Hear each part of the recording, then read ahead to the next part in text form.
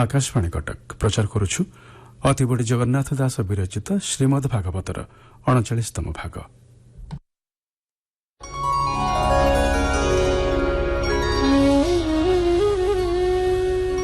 नारायणं नमस्कृत्य नरं चैव नरोत्तमं देवीं सरस्वतीं व्यासं ततो जयमुदीरयेत्।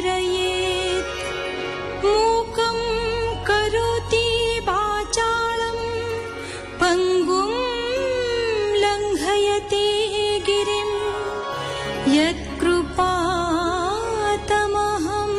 वन्दे परमानन्दमाधवम्।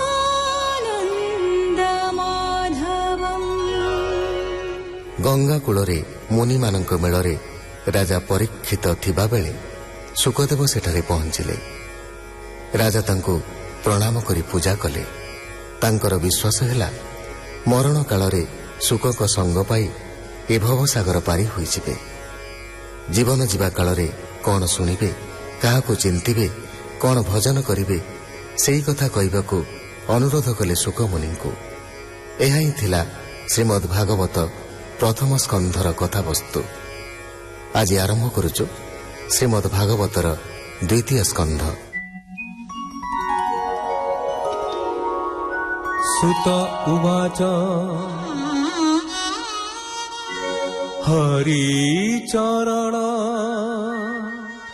चिन्ति ध्याने कोमल गभीर वचने रोम पुलक निज देहि सुख कहन्ति राजा चाही।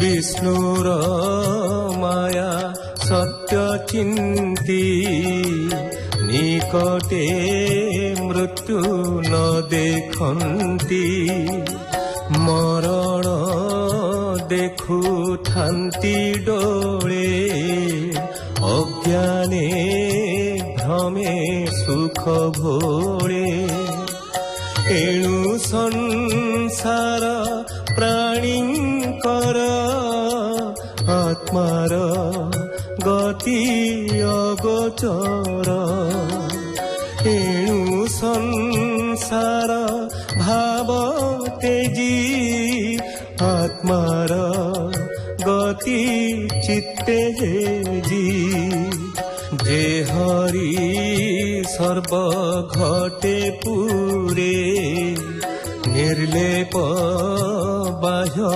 अभ्यंतरे तार महिमा शुणी करने नामकु चारि बदने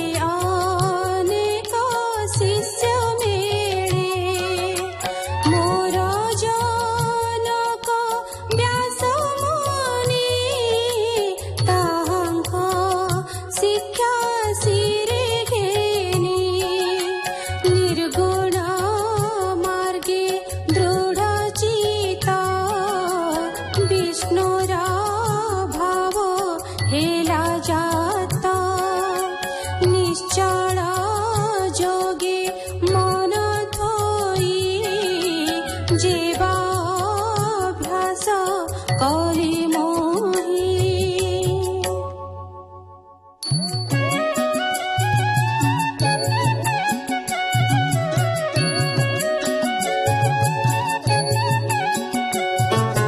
କହିବି ତୋର ଆଗେ ତାହା ଶୁଣ ପରୀକ୍ଷ ପୁଣ୍ୟ ଦେହା ଏ ଭାଗବତ ବାଣୀ କର୍ମେ ଯେ ଶୁଣେ ଶ୍ରଦ୍ଧା ଅବଧାନେ ମୁକୁନ୍ଦ ପାଦେ ତାଙ୍କ ମନ ନିଶ୍ଚଳେ ରହେ ଅନୁକ୍ଷଣ ମୋକ୍ଷ ଇଚ୍ଛିଲା ପ୍ରାଣୀଙ୍କର ହରି କୀର୍ତ୍ତନ ଅଟେ ଫଳ ତାକୁ ନ ଲାଗେ ଯମ ଭୟ ନିର୍ଭୟ ପଥେ ଚିତ୍ତ ରହେ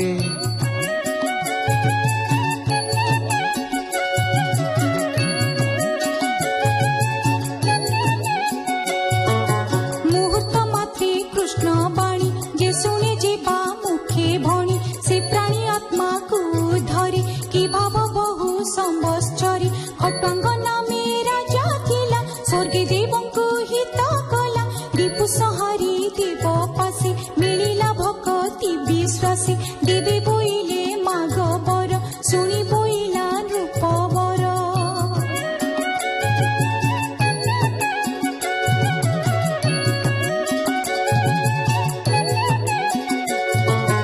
आयुष अछई मो केते देबे कहिले शास्त्र मते मुहूर्ते अछि तो जीवन ता शुणी संतोषे राजन तक्षणे आसी मही तले भाबिला अकिंचन मेले मुहूर्ते नाम उच्चारिला अन्ते से गोविंदे पशिला एबे शपथ दिन जाए जीवन थिब तोर देहे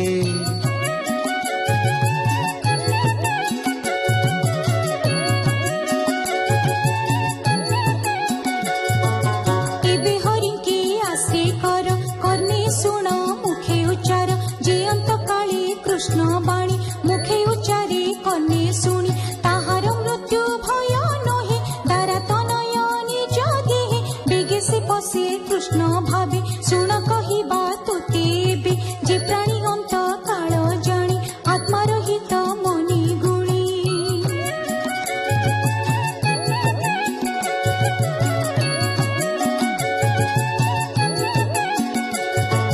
घरु बाहर होई ज्ञाने तप आचरे घोर बने स्नान सारी तीर्थ जले आसने बसी बनिश्चले प्राण पवन जोगे रुंधी चंचल इंद्रिय निरोधी बुद्धि सारथी आश्रय करी विषय समूह संघरी कर्मे चंचल मन बळे निरोपी कृष्ण पाद तले